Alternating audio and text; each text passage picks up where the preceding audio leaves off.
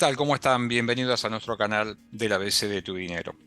La macro todavía continúa en una fase que podríamos decir de algunas realizaciones y de otras cuestiones que todavía no se terminan de resolver. Y por lo tanto, no terminan de plantear un escenario un poco más estable porque van quedando, como decimos, frentes abiertos y esos frentes abiertos generan incertidumbre. La economía se mueve en ese mundo, en el mundo de la incertidumbre y también en el mundo de las expectativas. Y a veces las expectativas, y para los funcionarios públicos, los que hacen política económica, es jugar con esas expectativas y sin las cartas todavía quizás en la mano, ver qué cambios se pueden producir y si esas tendencias son las tendencias buscadas. ¿Todo esto qué quiere decir? Bueno, que estamos transitando una fase donde, como bien menciona la política y como venimos hablando aquí desde hace varios meses, era un año de quizá un superpeso, si queremos llamar así, respecto de la inflación, por supuesto, una moneda que se fortalecía en términos relativos respecto del dólar y que la tenencia de pesos iba a ser algo valorado, si queremos llamar así. Esta cuestión de la escasez de la moneda local, fruto de la eliminación de la emisión, de las distintas fuentes de emisión, bueno, va dando lugar a un escenario, diseñando un escenario donde las decisiones de inversión, las decisiones de endeudamiento, de consumo, es decir, las decisiones que toman individuos, familias y empresas, va cambiando, va cambiando, ¿no? Como que el escenario finalmente, hay un mensaje que va diciéndonos, vamos para este lado, pero los agentes económicos, todos nosotros, tenemos ciertas dudas o nos generan más o menos reparo el rumbo o, digamos, el grado de concreción de algunas medidas. Vamos a ver qué pronósticos hay y qué amenazas hay y cómo eso influye en la toma de decisiones. Como decimos, hay un juego de pronósticos. Desde la ABC mencionamos siempre que hay que diferenciar nuestras preferencias de las tendencias que se van marcando en la economía, ¿no? No importa aquí demasiado si a nosotros nos gusta o no nos gusta determinada cuestión. La importancia es saber leer, comprender, asignar, si querés llamar así, algún grado de probabilidad a los escenarios que se están planteando, bueno, y en función de eso tomar las decisiones. ¿Qué temas vemos? Bueno, que quizás en este punto me parece que es importante, sin demasiadas cartas, ¿no? Cuando el gobierno anunció la intervención, ¿no? A través de la eliminación de la última fuente de emisión monetaria, que era la emisión para la compra de los dólares de exportación, y su esterilización a través de la intervención al mercado de contado con liquidación, la realidad es que dólares que venían en alza, los dólares financieros, empezaron a bajar, ¿no? Esa baja se sostiene, no quiere decir que se desplomen los tipos de cambio, pero hay lo que podemos llamar un efecto amague, ¿no? Quizás sin demasiada intervención, los mercados muestran intervención. Hay otro tema que circula por ahí, ¿no? Que empieza y que está también mostrando evidencia, es que quizás los argentinos estábamos demasiado dolarizados. Hay cifras que hablan que los argentinos tenemos cerca de más de 200.000 millones de dólares fuera del circuito. Eso que se llamó fuga de capitales no es solamente la fuga hacia fuera del país, ¿sí? Sino también es la fuga del sistema financiero o del sistema formal, ¿no? Dinero que tenemos retirado, que sabemos que hay cajas de seguridad, personas que tienen guardados sus dólares, que quizás sobredolarizamos nuestras carteras, la escasez de recursos, la caída en la actividad económica, hace que tengamos que desprendernos de estos activos, bueno, y eso también es un elemento que aumenta la oferta, si queremos llamar así, de moneda extranjera, moneda que salió y que vuelve a ingresar. Este efecto amague, si querés llamar así, tiene fuerte impacto en el corto plazo. no aparece una tendencia por sí sola que alcance para cubrir el problema que vamos a mencionar más adelante, que es el frente de la deuda en dólares. Como decimos, aquí hay una cuestión siempre latente, que es el tema de la brecha. La brecha se está achicando, está volviendo quizá a niveles más cercanos a los que había antes de la corrida de los dólares, en torno al 35, 38%. Es una brecha muy importante todavía, pero llegó a ser por encima del 50%. Y la idea es ver si hay algún grado de convergencia entre el tipo de cambio oficial y los tipos de cambio financieros, ¿no? ¿Por qué?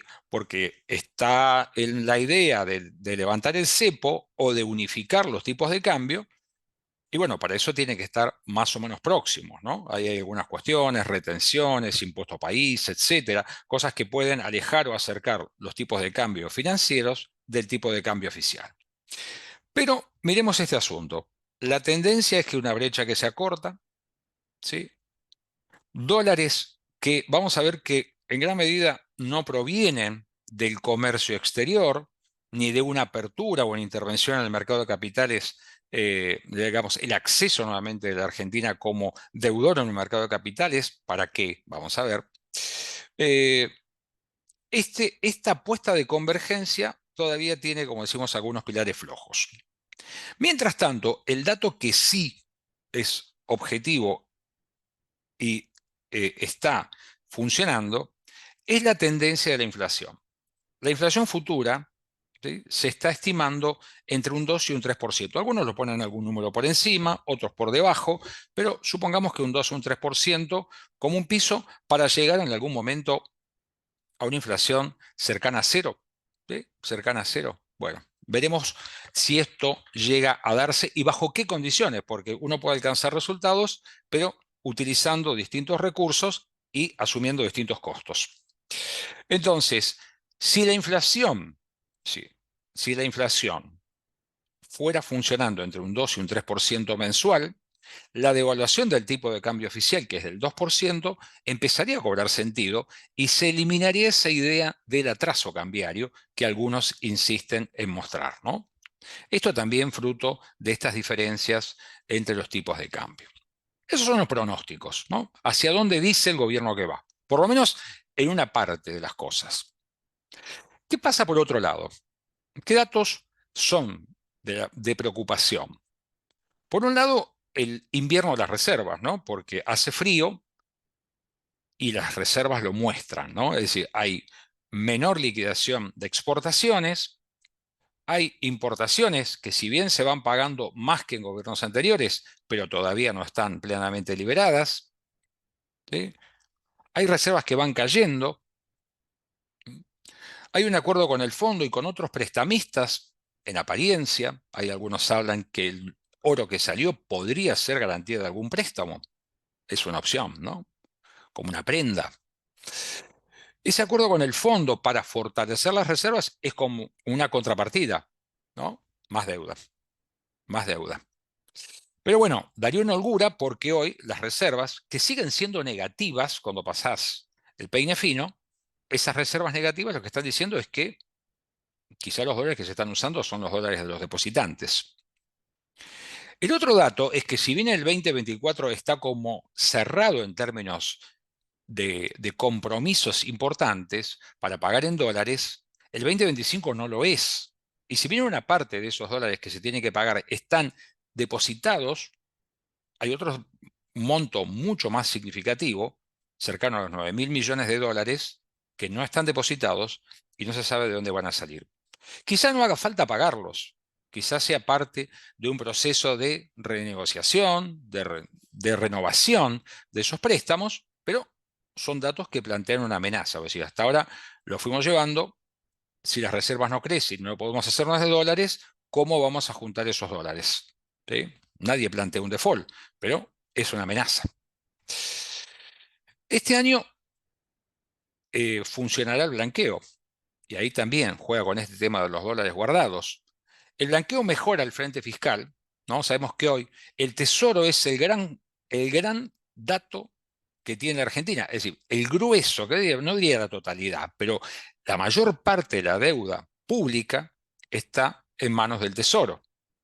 Por lo tanto, el Tesoro necesita de recursos, ¿sí? Y esos recursos, por única vez, sería producto del blanqueo.